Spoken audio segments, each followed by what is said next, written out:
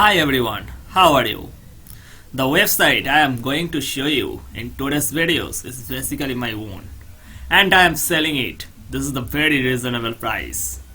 This website is designed for student management or institute management system. The main features of this website are to prevent a hacker from accessing the website very easily. Other features are also unparalleled. This website is also presented as an example for all web design and development students.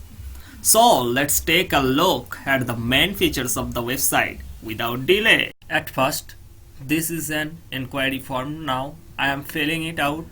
Next time I open the admin panel, I will show you what I wrote in this form. Please fill up the form very carefully and click on submit button.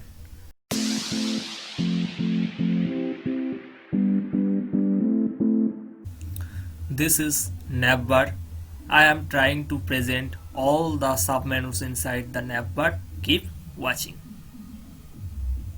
This is the body section.